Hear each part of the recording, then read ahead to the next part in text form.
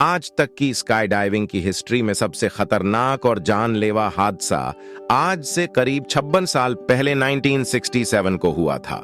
इस हादसे में 16 स्काई डाइवर्स की जान चली गई थी और 2 स्काई डाइवर्स मौत के मुंह से बाहर लौट आए थे। आप सभी का कल्ट टॉक पर फिर से स्वागत है। चलिए शुरू करते हैं आज की ये बेहद दिलचस्प वीडियो। अगस्त 27, 1967 अमेरिका के ओहायो स्टेट में ऑर्टनर एयरपोर्ट पर टोटल 30 स्काई डाइवर्स को बुलाया जाता है। ये 30 के 30 स्काई डाइवर्स बहुत ही एक्सपीरियंस्ड और प्रोफेशनल स्काई डाइवर्स होते हैं। ये स्काई डाइवर्स बहुत ही एक्साइटेड होते हैं क्योंकि इस बार उनको एक प्राइवेट कंपनी ने फ्री फ्लाइट ऑफर की थी। ये प्राइवेट कंपनी ने वर्ल्ड वॉर 2 में यूज किया गया B-25 बॉम्बर प्लेन को मॉडिफाई किया था और वो चाहते थे कि वो इस प्लेन से free sky diving flight offer करें। पर सभी स्काई डाइवर्स की एक्साइटमेंट कुछ ही देर में एक भयानक मोड़ लेने वाली थी। जैसे ही एक एक करके स्काई डाइवर्स प्लेन में बैठते जा रहे थे, वैसे वैसे ही प्लेन का वेट भी इंक्रीज होता जा रहा था। इसलिए प्लेन के पायलट ने 30 स्काई डाइवर्स की जगह सिर्फ 20 स्काई डाइवर्स को बैठने की परमिशन दी। ये 20 स्काई डाइवर्स जो प्लेन में बैठ गए थे, वो अपने आप को बहुत ही लकी फील कर रहे थे, लेकिन उन्हें यह एहसास नहीं था कि मौत उनका कुछ ही वक्त में इंतजार कर रही है। B-25 बॉम्बर को सुबह ही सब स्काई डाइवर्स के साथ फ्लाइट लेनी थी, लेकिन खराब मौसम की वजह से सुबह की फ्लाइट डिले हो गई और फिर आखिर में दोपहर के 3 बजे B-25 बॉम्बर 20 स्काई डाइवर्स को लेकर फ्लाइट के लिए रवाना हो जाता है। प्लान के अकॉर्डिंग B-25 बॉम्बर पहले राउंड में करीब 20,000 फीट जाएगा और 18 स्काई डाइवर्स को जंप करवा के वापस घूमता हुआ एयरपोर्ट के ऊपर से दूसरा राउंड लेगा। इस राउंड में B-25 बॉम्बर करीब 30,000 फीट तक जाएगा और बचे हुए 2 स्काई डाइवर्स को जंप कराएगा। सभी स्काई डाइवर्स को जंप के बाद वापस आकर एयरपोर्ट पे ही लैंड करना था अपने पैराशूट की मदद से। सभी स्काई डाइवर्स बहुत ही एक्साइटेड थे क्योंकि एक तो ये कि फ्री फ्लाइट थी और उनका B-25 बॉम्बर से जंप करने का पहले एक्सपीरियंस भी था। कुछ ही देर के बाद सेस्ना 180 प्लेन भी फ्लाइट लेता है।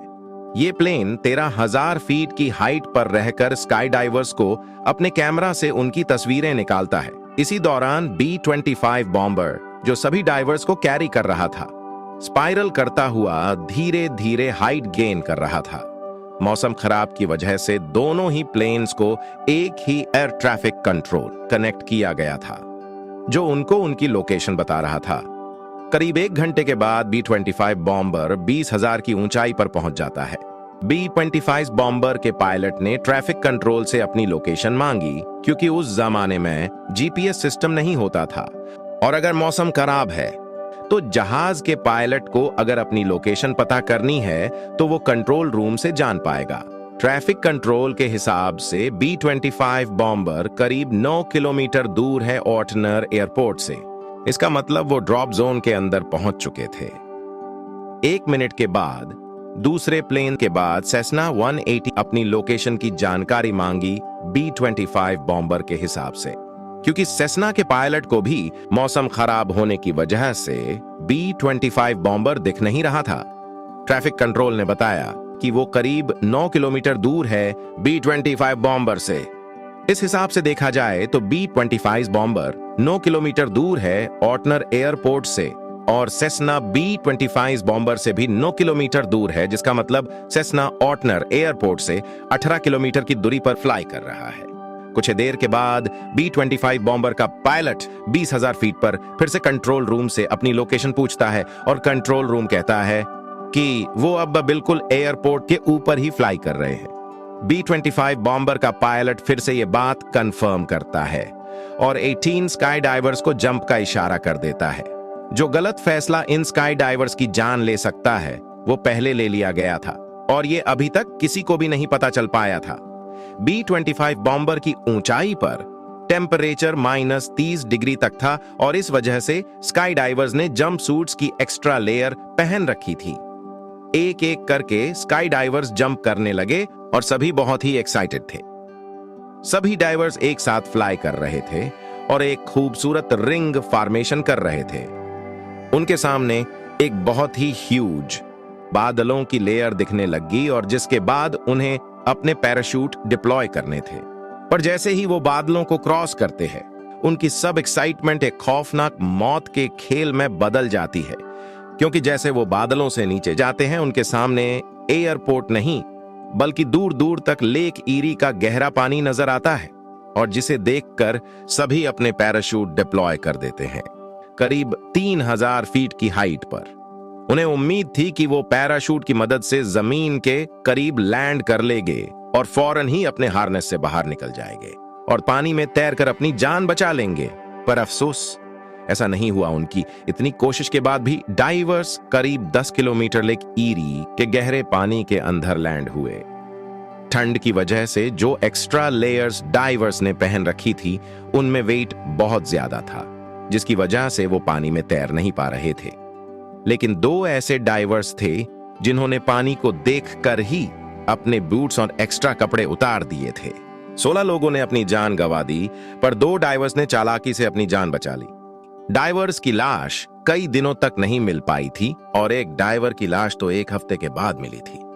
इतने खौफनाक हादसे ने पूरी दुनिया में हेडलाइंस बना दी थी। यूएस गवर्नमेंट ने इस हादसे पर एक इन्वेस्टिगेशन भी बिठा दी थी, ताकि पता चल सके कि किसकी गलती से इतने लोगों की जान चली गई। सबसे ज्यादा जरूरी ये पता करना था कि B-25 बॉम्बर की लोकेशन क्या थी जब डाइवर्स ने प्लेन से जंप किया था। ATC के अनुसार B-25 बॉम्बर एयरपोर्ट के बिल्कुल ऊपर फ्लाई कर रहे थे, जो कि लेक से 10 किलोमीटर अंदर है। ATC का यह भी कहना था कि डाइवर्स तेज हवा की वजह से एयरपोर्ट लैंडिंग स्पॉट से इतनी दूर लेक के भी 10 किलोमीटर अंदर चले गए थे। काफी एक्सपर्ट्स की मदद से पता चला कि उस हवा एंड हाइट को ध्यान में रखकर भी डाइवर्स लैंडिंग स्पॉट से ज्यादा 5 किलोमीटर तक ही दूर जा सकते हैं। पर असल में डाइवर्स 20 किलोमीटर दूर लेक अंदर चले गए थे, जहां से उनकी जान बचना बहुत मुश्किल था। इसका मतलब यह था कि ATC की जानकारी में कुछ तो खराबी थी। दूसरी तरफ पायलट्स का कहना था कि ATC ने उनकी लोकेशन ही गलत बता दी थी, जिसकी वजह से इतना भयानक हादसा हुआ। अगली इन्वेस्टिगेशन में पता चला कि जिस वक्त ATC लोकेशन बता रहा था, उसी वक्त वहां कंट्रोलर्स की शिफ्ट चेंज हो रही थी। नए कंट्रोलर ने B-25 बॉम्बर को सेस्ना समझकर उसकी लोकेशन बता दी थी, जिसका मतलब यह हुआ कि B-25 बॉम्बर को लगा कि वो एयरपोर्ट स्पॉट लैंडिंग पर पहुंच गया और डाइवर्स के लिए अब जंप करना सेफ है। पर ऐसा नहीं था। दरअसल सेस्ना एयरपोर्ट के ऊपर था और B-25 बॉम्बर एयरपोर्ट से 9 किलोमीटर दूर लेक ईरी के पास पहुंच चुका था। इसके अलावा पायलट और डाइवर्स की यह भी गलती थी कि उन्होंने लॉ को फॉलो नहीं किया और लैंडिंग स्पॉट को बिना देखे ही प्लेन से जंप कर लिया।